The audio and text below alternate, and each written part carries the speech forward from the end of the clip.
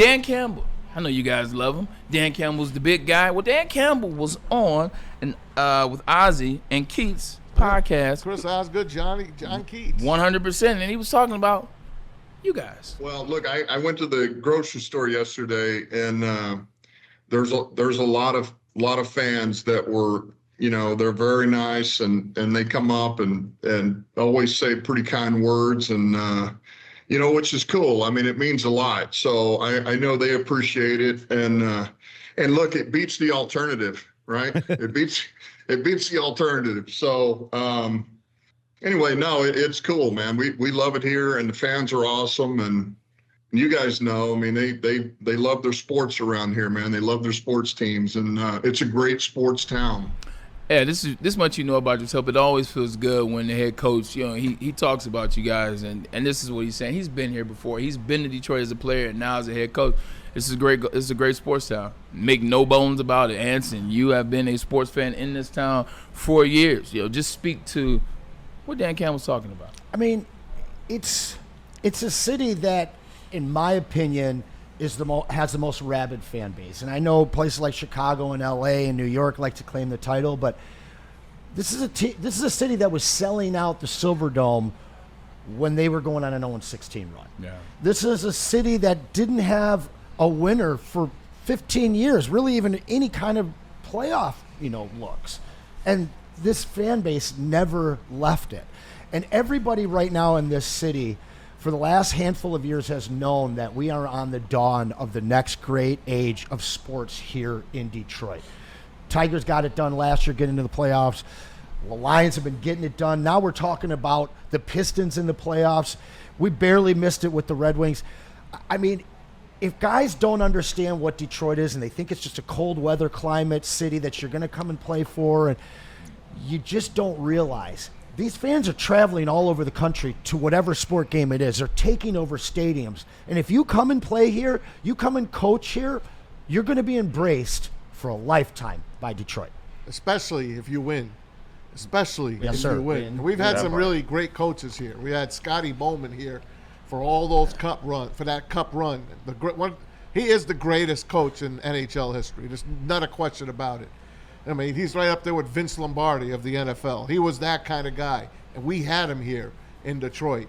You got A.J. Hinch now, one of the up-and-coming managers, already has a World Series, although with an asterisk on it. He has that under his belt. He's got this team, this Tiger team, playing unbelievable. Then you have Larry Brown. What A.J. Hinch did last year with the Tigers and the run that they had and actually winning a playoff game, does that kind of take that asterisk away a little bit for him as a manager? For sure, especially since really they put up the white flag.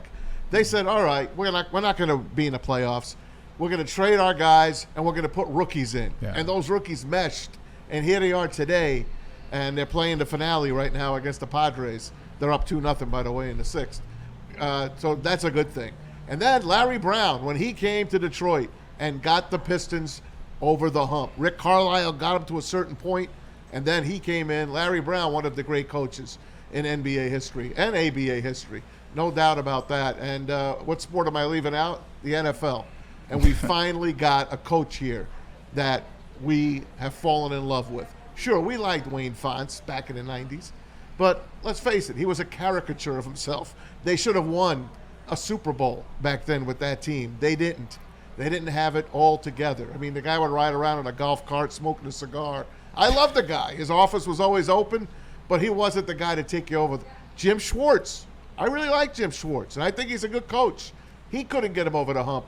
And now you have Dan Campbell that we're all in love with to a point that here we are, guys. Brad Holmes and him have got the Lions to one of the best teams in the NFL. Hopefully they keep this going year in and year out. Speaking of the Lions, guys, I'm going to take my first week Philadelphia Eagles against the Lions. I thought that was going to be the win. I doubt it now because the Lions are playing in the Hall of Fame game, which is the first game of the year in Canton, July 31st, against the L.A. Chargers, Jim Harbaugh against Dan Campbell and the Lions. So I don't know if they're going to give them 2 first-run games, but congrats to the Lions. Hey, if you get on down there, Antonio Gates is going in, former Detroiter. Hey. He's going in that weekend as well. It should be fun. Great place to go. the NFL Hall of Fame. I absolutely love it. It's the Pro Football Hall of Fame. Hell of a place. I always wanted to play in that pro football game. I always wanted to play in the Hall of Fame game. And not necessarily because I wanted to play in it. I wasn't going to play a lot. Yeah. It's probably a series or two. But it's like Matt said, it's just something about the aesthetic of being a part of the Hall of Fame. I'm not going in the Hall of Fame, but when you play on the Hall of Fame field, when you're a part of the Hall of Fame weekend and you're that game, I always thought that was a kind of cool nuance that I wanted to be a part of. Antonio Gates, shout out to him, Detroit's own Central High School basketball player. Didn't even play football at Kent State, the Golden Flashes. But boy, oh boy, you saw what he did, and you look at his numbers. Just talking about him for a brief second, because everybody's like, "Oh, it's this guy, it's that guy." And his name really never comes up. No, and then you see him, the quiet guy. 100%. Then you see him go first team, and it's like, first ballot. It's like, how did he? You look at the numbers. No touchdown. No tight end has more touchdowns than him. You talking about Gonzo? I'm talking about Gates. Excuse me. He's Detroiter, son of Detroit. He's the guy, man. He was always there, man. Does his quarterback get in? Will be the question. Ooh. Probably should. Phil Rivers? We got our first super chat in. I bribed the chat. I told him the first super chat getting in would get an extra spot on the wheel, so shout out Michael Wary. What will Brad do with the 28th pick? Punt or pass? Well, what do you guys think? You think there's going to be a trade? I think the easy thing to say is there'll be a trade, but this is one of those drafts. Where are you trading for? This is a trade-back draft. Everybody's trying to go back. I mean, you hear the latest about the Giants and what they could potentially do. Maybe move back, grab a quarterback, and then come up. Nobody's trying to move up. You keep poo-pooing on the quarterback, so who are we going up to get? Nobody's coming up to get Shedeur Sanders. And you hear the latest about him. It still bothers me. But they're killing him. Smoke screens. I saw this coming. 100%, and I agree with you on that. But it shows you. There's one thing to talk about a quarterback. There's another thing to keep putting stuff out. Like even C.J. Stroud 2 years ago, there was some stuff that came out. He didn't do well at this test. He skipped this camp. But that was the extent of it. There wasn't any malicious intent. But anyway, this is a move back draft. So no one's. I think they stay at 28. Yeah, I mean, there's a lot of guys that I think are on their board that at least one or two of them are going to be available at 28. I'm not sure that we're in a position where we need to move down to acquire more bodies because this is a team that is on the precipice. This is their window. They are a top 6 odds team to end up in that Super Bowl. So they've got to get it right. It's going to be quality over quantity. And in the past, when these guys got here, it was about quantity. That's why they moved Stafford. That's why they got all those picks. That's why they parlayed trades into getting more picks. But at this point, I really think that it's about quality, and I do think that there's enough defensive players that this team, this regime really likes, and one of them is going to be there at 28. Hey, funny chat here from Eric Allen. Yeah. Phil Rivers, you were talking about him. He's like, Rivers is on the line. If he gets in, it'll be like 30 years. One for each of his children. Ooh. Yo, so funny. The Veterans Committee will get him in. Oh he played at North Carolina State, and Jericho Cotchery was his wide receiver. Oh, wow. I played with Jericho in New York with the Jets, and he was talking about him. I didn't know he had that many kids until I played him. He doesn't drink. He doesn't cuss. He's a Catholic. They don't even use the rhythm method. He just, no, they don't. When he goes, he goes. That's it. The rhythm method. Yeah. The rhythm method? No. You guys never heard of the rhythm method? Never heard of the rhythm. Look it up. Look up the rhythm method. I'll look that up. With that being said about Phillip Rivers, his is interesting. Regular season quarterback, he's better than Eli Manning, and to me it's not even close. But in that postseason, something happened to him and LaDainian Tomlinson. And I asked LT because he was one of my former teammates. I asked him when he came there. I said, what happened with the Chargers in the playoffs? He blamed it on the coaching. I left it at that because he was a teammate and he's a friend. Something happened to those two individuals in the playoffs, and they were not able to have that success. I'll never forget that game in Pittsburgh where it looked like neither one of them wanted to be there. Neither one of them wanted to be in the AFC Championship. Like, oh, I'm hurt. No, you're cold. But if you want to get to the Super Bowl, this is what comes with it. Yep. But I think that's why with LT is you just look at the athletic ability and the gifts he had. He's arguably one of the best running backs of all time, but they never bring his name up. Yeah. In those spaces. Yeah, I never won. That part right there. Nor did Barry, but his initials. LT. There's only one LT in your mind, eh? He made Black shit. season. There's only one LT. This is If true. he had different initials, I bet you he would have got more pub. Or if he would have did stuff at halftime, maybe it would have worked a little bit. Perhaps. That's why that show. You remember that show on ESPN, Playmakers? Playmaker. yeah. Oh, They yeah. took that right off. They That was took interesting. 100%. That was the first time That I was realized crazy. that the NFL had that type of power. Because NFL was like, cut this. Cut it off. Cut this time. Cut it off. It was too real. It was. Right. They were imitating LT. Cuba Yeah. Gooding Jr. with the Oh, yeah. the stories at halftime, him meeting his dealer in the parking lot. I guess they weren't stories. Yeah. Hey, Mike, The factual you heard accounts. about Lawrence Taylor? Yeah, I'm talking. Okay. He's the only one meeting guys in the, Now, in the listen, parking lot. Back in the day when LT was playing, he had a restaurant, which was literally a mile away from the stadium, Giant Stadium. It was called LT's. All right, it was on Route 17 in Jersey, and I worked there. Because, Okay. of course, I wanted to yeah, work you did. where LT Right. was. Hell yeah, you did. Yeah, I worked there. I was a bar back at the time. Bar back. young I was Maz. trying to work my way up to bartender. Were you LT's guy? I wasn't his guy. Oh, I tried okay. to I be was his like- guy. I tried to be his guy. But yeah, it was right next Yeah. to. Matter of fact, right down the street was Satin Dolls, which is Gentleman's Bada Club. Bing in Sopranos. In Sopranos. Yeah, right down I the feel street. like I know that area. Yep, right there. That's where he was. I feel like I know that It went area. out of business, by the way. LT's.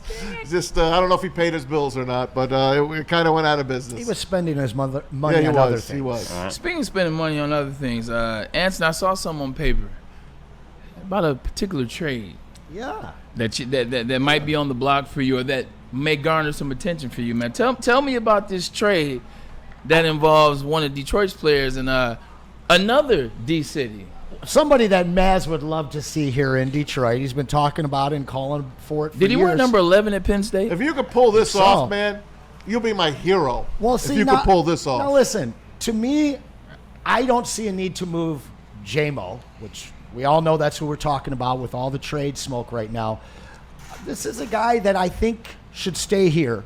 And next year, if you're going to make a move to move him, that would be when you did it. But if there's some fire behind this smoke, it means that our regime knows who this guy is a little bit more as a person, and they're willing to make a move. But I saw a little something from a guy named Jerry Jones in Dallas last night. And it sounds like he has a crush on J-Mo. And I know Maz has a crush on Micah Parsons. I do. Now, these guys have 1 year of difference in their contracts. So you'd be able to bring in Micah for only about $5 million this year, and then you'd be looking at a little over $20 million next year if you Probably more than that. Probably. Yeah, a lot more. And you're looking at realistically maybe the same deal in 2 years that you'd have to be giving J-Mo. So Good point. for me right there, if you make that trade and they bring in Micah and Egbuka in Detroit, or J-Mo and fill in the blank of your preferred defender at 28, where are you guys on this trade? If the Detroit Lions decided to move J-Mo, would this be the deal to move him for? Before we get into that, I just want to ask you a question. How could they possibly do a 1-for-1 with this trade? Like, Michael Parsons brings way too much value to the table to do a one-off. It's Jerry Jones. So maybe we've got to include a third or a I'll fourth throw in or a something. one. I'll throw in a one. J-Mo 101. I gotta say, 2 years of J-Mo versus 1 year of Micah. I don't really. I wouldn't be surprised if the Lions can make this deal happen with a lower draft pick. Okay. Maybe even a Hendon Hooker. Now, don't go crazy now. But I do love this trade. I knew you would. You'll have really I knew you opened would, my eyes. This is great. Anson, you are on your. Let Anson cook. Let Anson cook. He definitely could cook. If this deal was possible, then without getting into the X's and O's or breaking down the locker room, sure, of course. Michael's a ball player, and he wants to play in a winning organization. His podcast and all those things. Look, Amon-Ra St. Brown does a podcast. When you're in a good space, when you got good, it looks a little different. But when you got chatty Cathys, when you got guys you don't like, when you got guys that don't show up and do the things that are necessary to win games, then your podcast is used to, I got to talk about these guys, or I got to drop innuendos, or I got to mention what's going on in the organization. So I could see that calming down in the right space. Hell, man, the St. Brown brothers could bring him on their podcast, do a 3-guy podcast. When you're not stuck with them for too long, you get an opportunity to evaluate the type of human being he is. We know what he is on the field, but if he fits in, that could be a guy that they could look at, especially if you have a setback with Hutchinson. This is a guy that all of a sudden you're extending as the premier quarterback pursuer on this defense. But for me, I think that this trade could really happen. Byrne just sent us $5. He thinks that Jerry would need to throw in a pick. Y'all are tripping. I don't know what the disrespect is to Micah Parsons in Detroit. I understand that the old debate, whether it was Micah and Panay, got a lot of you guys riled up. They need to throw in a pick. They're sending you Micah Parsons. Micah Parsons. We're not gonna do this today. So one player that you guys don't even trust, one guy that hasn't even proven he was worth going up 20 spots for. Every day we come on here, it's like, I don't know about this J-Mo guy. So that guy is worth just one player. But meanwhile, Micah Parsons, who's finished Defensive Player of the Year, runner-up 3 times, he's been all defensive first team 4 times out of his 5-6 years. That guy needs to add somebody else. Sometimes it's not about the money. I told you, I'm throwing a 1. It's about the player. I'm not going to let you guys come on here. This is a wild card, though. The wild card is Jerry Jones, and he has. Has Jerry Jones, Maz, let me ask you, this is a question for you then. Has Jerry Jones ever gotten rid of a star player that he drafted when he hadn't even hit his prime yet? Because the one story about Jerry Jones, Jerry Jones loves his guys. But before you bring up Ezekiel Elliott could barely go shopping for groceries when they let him walk out that door. Mm-hmm. He's never done this. He loves speed. And J-Mo, he has already gone on record yesterday as saying that he likes and wants. To me, it seems like Micah is kind of on his way out in Dallas. I would agree with that. You know, I don't have a problem with that. He's 1 year left before the team has to exercise his option, and it balloons 5 times his cost.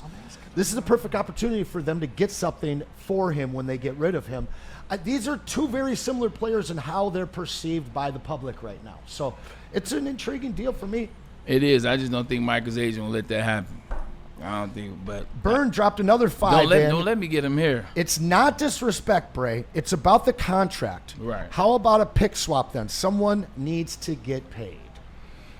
Agreed. You're right. It is about disrespect. I just look at J-Mo as a player where there's so many questions and so many concerns. Meanwhile, I look at Micah Parsons where every year to start the season, he's no lower than 3 on Defensive Player of the Year and 2 early. So we can figure it out. But I love this conversation. It's very healthy. I see we're moving together in unison. You know, Pete, let's ask the chat before we head to a break here. Put up a poll. Would you trade J-Mo for Micah? Okay. See, I got to stop taking days off because you think this is your show now. Look, hey, Pete. Hey, Pete. Excuse me. Can you do me a favor? Put up a no, I'm just messing around. Look, from the best. Hey, See the poll, Cougar? We are the best. We're gonna take